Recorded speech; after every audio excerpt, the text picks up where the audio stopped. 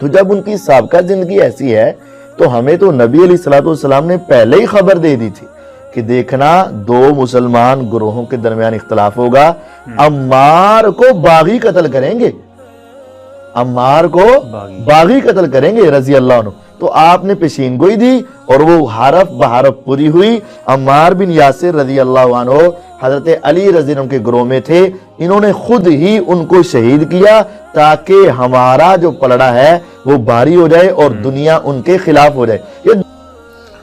مسند امام احمد میں ایک حدیث ہے کہ جب عمار بن یاسر کی قتل کی خبر ملی جنگ صفین میں، تو ایک شخص آ کے عمر بن عاص کو بتاتا ہے کہ عمار قتل ہو گئے ہیں۔ تو حضرت عمر بن عاص بلند آواز سے پڑھتے ہیں انا للہ و انا الیہ راجعون، اور وہ بھاگتے ہوئے حضرت معاویہ کے پاس جاتے ہیں اور کہتے ہیں کہ معاویہ، تو عمار کو ہماری فوج نے قتل کر دیا، عمار قتل ہو گئے، اور میں نے رسول اللہ سے سنا تھا کہ عمار کو ایک باغی جماعت قتل کرے گی۔ تو حضرت معاویہ بجائے یہ کہ رجوع کرنے کے عمر بن عاص کو کہتے ہیں کہ تو اونٹ کی طرح اپنے پیشاب میں پھسلتا ہے، یعنی تجھے خود یہ اس حدیث کا پتہ ہے اور تو خام خواہ اس کا چرچا کر کے لوگوں کو بتانا چاہ رہا ہے کہ علی حق پہ ہے اور ہم نہ حق ہیں۔ تو ہم نے اس کو مارا ہے، اس کو تو علی نے مارا ہے، نہ علی لاتا اس کو اور نہ وہ جنگ کے اندر قتل ہوتا ہے، یہ تو علی نے لا کے ہمارے نیزوں کے آگے اسے پھینکا ہے، نعوذ باللہ۔ اتنی باطل تعویل کی۔ اور المستدرک الحاکم میں اور باقی کتابوں میں حدیث کی ملتا ہے کہ جب حضرت علی کو اس کی خبر ملی نا، تو انہوں نے کہا کہ پھر معاویہ یہ کہنا چاہتا ہے کہ حمزہ کا قاتل رسول اللہ تھے، کہ نہ وہ جنگ احد میں ساتھ لے کے آتے نہ حمزہ قتل ہوتا۔ تو جو شخص جس کی فیور میں قتل ہو رہا ہوتا ہے وہ تو اس کا قاتل نہیں ہوتا، مخالف ہی قاتل ہوتا ہے۔ تو پھر مسند احمد میں ایک اور حدیث ہے کہ عمار کے قتل ہونے کی جب خبر پہنچتی ہے نا، تو حضرت عمر بن عاص کہتے ہیں کہ میں نے خود رسول اللہ سے سنا تھا کہ عمار کو باغی جماعت قتل کرے گی اور عمار کا قاتل اور مال لوٹنے والا آگ میں ہے۔ تو وہ جو شخص خبر لے کے آتا ہے نا، اس کو بھی ہاتھ پاؤں پڑ جاتے ہیں کہ ایک میں ان کو خبر دے رہا ہوں، ان کو خود بھی پتا ہے، تو یہ لوگ کیا کر رہے ہیں؟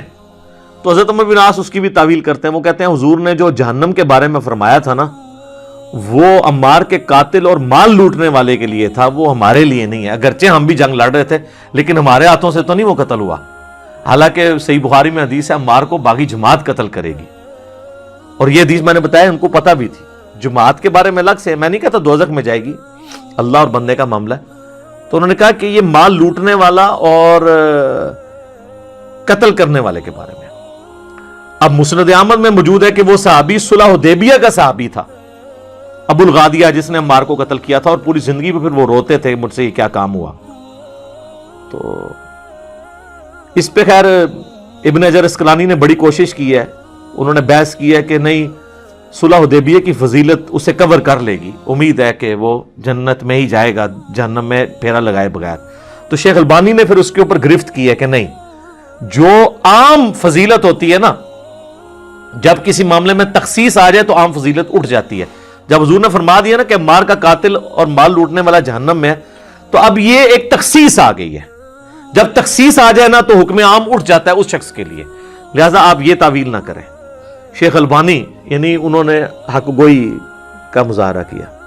بہرحال یہ اللہ اور بندے کا معاملہ ہے، ہم کوئی کسی کی آخرت کا فیصلہ نہیں کرتے۔ بہرحال یہ حقیقت ہے کہ حضرت علی اپنی وفات تک ان لوگوں سے ناراض رہے ہیں۔ المصنف ابن ابی شیبہ میں موجود ہے، تابعی کہتے ہیں ہم نے حضرت علی کے پیچھے نماز میں قنوت نازلہ پڑھی ہے۔ حضرت علی قنوت نازلہ میں پڑھتے تھے اللہم علیک بمعاویۃ و اشیائہ و عمر ابن عاص و اشیائہ و ابا سلمی و اشیائہ، اس میں عمر بن عاص کا بھی نام ہے۔ اے اللہ معاویہ کے شیعہ اور معاویہ اور اس کے شیعہ کو برباد کر، ابا بن عاص اور ان کے شیعہ کو برباد کر۔ یہ حضرت علی قنوت نازلہ پڑھا کرتے تھے۔ اچھا انہوں نے اردو میں ترجمہ کیا ہے اے اللہ معاویہ اور اس کے شیعہ کو سنبھال لے۔ اب کیسا لفظ استعمال، لفظ آتا ہے نبٹ لے، وہ اب کہیں گے سنبھال مطلب ہے کہ انہوں نے سام، تو وہ تعویل کریں گے۔ تو میں نے اس لیے ترجمہ کیا تباہ و برباد کر، کیونکہ یہ علیکہ کے ساتھ جب بات کی جاتی ہے نا، تو یہ آپ قنوت نازلہ پڑھ رہے ہوتے ہیں نا یہود و نصارہ کے اوپر بھی، تو اس میں بھی اللہم علیکہ یہ تو نہیں تھا ان کو سنبھال لے، संभाल लेते सानू ही अल्लाह सानू संभाल लेना थे यार तू। तो वो तर्जमा ऐसा करते हैं कि वो उसको ना बदल देते हैं। बहरहाल आज की डेट में हम तो यही कहेंगे कि हजरत अमर बिन आस रदी अल्लाह ताला अन्हु का मौत के वक्त रोना और अल्लाह की तरफ रुजू लाना, अल्लाह ताला उनकी गलतियों का कफारा इसको बनाए। बाकी इंशाअल्लाह ताला एक तो चीज़ है, हजरत अमर बिन आस के लिए मुझे मौला अली से एक गारंटी मिल गई है। मुसन्नफ इब्न अबी शैबा में मौजूद है कि अहले सिफ़ीन के बारे में जब मौला अली से पूछा गया तो उन्होंने कहा कि मैं उम्मीद करता हूँ कि मेरी तरफ से शहीद होने वाले तो जन्नती हैं ही हैं, मेरे मुखालफीन भी जन्नती हैं।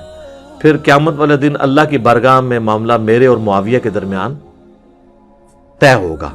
तो मेरे ख्याल है हज़रत अमर बिन आस को मौला अली ने फिर कनूत नाज़िला के बाद ये फरमा के निकाल दिया। और आप देख लें वो रोए भी बहुत हैं आखिरी वक्त में। मैं वैसे जब भी ये हदीस पढ़ता हूँ फिर अमर बिन आस के लिए मेरा दिल नरम हो जाता है कि उन्होंने मरने से पहले अल्लाह की तरफ रुजू लाए रज़ी अल्लाह ताला।